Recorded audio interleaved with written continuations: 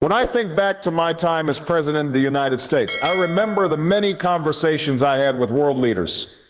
And one thing was always clear to me. India was not just another country. India was not simply a developing economy or a place known for its culture and history. India was a rising force, and I said it then, I'll say it again now. If America does not recognize the scale of India's master plan, we will wake up in a world where we are no longer the leading power. That is not a prediction I make lightly. It's a reality I saw coming years ago, and today it's unfolding faster than anyone expected. People ask me all the time, what exactly is this so-called master plan of India? Is it military might? Is it economic growth? Is it the sheer size of the population? The truth is, it is all of that and more. It is a combination of factors that, when you add them up, make India not just powerful but unstoppable. Let's start with something basic. People, by 2023, India officially became the most populous country on earth, crossing 1.4 billion people. That's more than China. That's more than the United States and Europe combined. And it's not just the number that matters, it's the age. More than 65% of India's population is under the age of 35. Think about that. A country where the majority are young, ambitious, full of energy, hungry to build a better future. Compare that to America, where the average age is higher, where we struggle with an aging workforce. That youth power is the engine behind India's rise. Now let me be clear. Numbers alone don't make a superpower. But when those numbers are educated, when they are connected to technology, when they are ambitious, then you have a revolution. India produces more engineers every year than almost any other nation. Over 1.5 million engineering graduates annually. Indian tech workers already lead some of the biggest companies in the world. From Google to Microsoft. This is not by accident. This is part of a long-term plan where India turns its human capital into global leadership. And that's exactly what's happening. When you combine this with the fact that India has one of the largest English-speaking populations on earth, you see why the world fears India's potential. The US cannot compete with that scale. China cannot either. This is India's edge. Let's talk about the economy.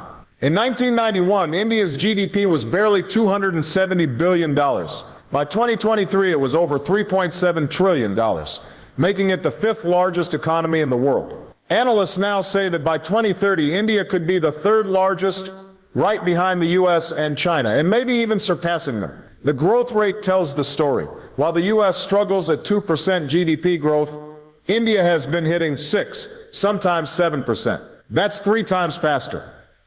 If that continues for another decade, the gap between America and India will shrink dramatically. That's math. That's not wishful thinking. And that's why the global system is nervous. Because when a nation grows this fast, it doesn't just become rich, it becomes powerful. It gains influence. It shapes the world order. Now, some will argue that America still has unmatched military power. And yes, today America spends over $800 billion a year on defense. India spends around $76 billion. That seems like a big gap. But here's the thing. India doesn't need to match America dollar for dollar. What India needs is regional dominance, strategic partnerships, and cutting-edge technology. And that's exactly where the master plan comes in. India has built one of the largest standing armies in the world, over 1.4 million active personnel. It has nuclear weapons. It has ballistic missiles that can reach every corner of Asia. And yes, even beyond. It is building a blue water navy, aircraft carriers, nuclear submarines. The BrahMos missile, developed with Russia, is one of the fastest cruise missiles on Earth. These are not small steps. These are the building blocks of a military superpower. And make no mistake, countries are watching. China fears it. Pakistan fears it. Even the United States, quietly, is uneasy about it. Let's move to space.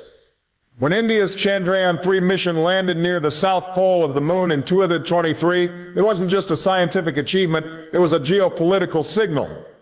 India became the first country in history to land in that region of the moon, beating the US, beating China, beating Russia. That matters, because space is not just about exploration. It's about dominance. Satellites control communications, navigation, even military operations. And if you can put a rover on the moon, you can put weapons in orbit. You can control the high ground of the 21st century. America knows this. China knows this. And now India is proving it can play at that level too. That's why I said back when I was in office, do not underestimate India's space ambitions. They are real, and they are part of the bigger plan. What about alliances? India has always been smart in how it plays its cards. It doesn't fully commit to one side. It works with the United States when it suits its interests. It works with Russia when it needs defense cooperation. It works with the Middle East for energy. It works with Africa for resources. It works with Europe for trade. That flexibility is strategic. It means India is not trapped in the old Cold War mindset. It means India can navigate a multipolar world better than almost anyone else, and that in the long run makes it stronger. Because America is tied up in old alliances like NATO, where it has to carry everyone else. China is tied to its one-party system, its rigid policies. India can shift. India can adapt, and that is dangerous for its rivals. Now I want to be honest about America. We have strengths, we have innovation, we have top universities, we have the dollar, which is still the global currency, but we also have problems. Our politics are divided, our economy is slowing down, our infrastructure is aging, our population is getting older. These are weaknesses that India does not have to the same degree. That is why I said, and I'll repeat, if we in America are not careful, the 21st century will not be the American century. It will be the Indian century. Let's take a step back.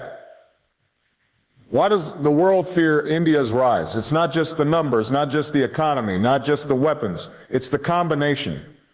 No other country has all of these pieces at once. China has population but lacks democracy and global goodwill. The U.S. has wealth but is politically fractured. Europe has influence but is aging and divided. India has scale, democracy, youth, growth, military ambition, and global partnerships. That is the master plan. It's not written in a secret document, it's visible if you know where to look. And Barack Obama saw it years ago. Now imagine the future. By 2025, India is projected to overtake Germany and Japan in GDP, becoming the third largest economy. By 2030, India could add nearly $8 trillion to global GDP, more than any other country. By 2035, India's middle class could be larger than the entire population of the United States. That means consumption, innovation, investment.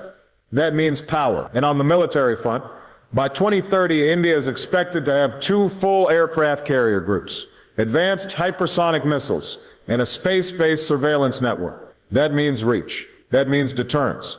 That means supremacy in its region and influence far beyond it. You put that together, and the conclusion is simple. America cannot compete, not unless it reinvents itself in ways we have not yet seen. So where does that leave the world? For some countries, it's a threat. For others, it's an opportunity. For young Indians listening to this, it's a call to action. The world is watching you. The world is waiting to see if you can finish the work your nation has started. And the truth is, history suggests you can. India has overcome colonization, poverty, division. It has risen every time it was underestimated. And now with the tools of modern power at your disposal, there is no reason you cannot lead. But leadership comes with responsibility. If India becomes supreme, if India truly overtakes the United States and China, then the world will look to you not just for power but for guidance. And that is a challenge greater than any missile or GDP figure. It is about values, democracy, fairness, and peace. Let me close by saying this. I know some Americans may not like to hear me say it, but it's the truth. The 21st century may not belong to us. It may belong to you. And if that is the case, then I hope India will use its power wisely. Because when I look at the faces of young Indians, when I see the ambition in your eyes, I don't just see competition. I see possibility. I see hope. I see a future where India does not just rise but leads. And that, my friends, is the master plan that the world cannot stop.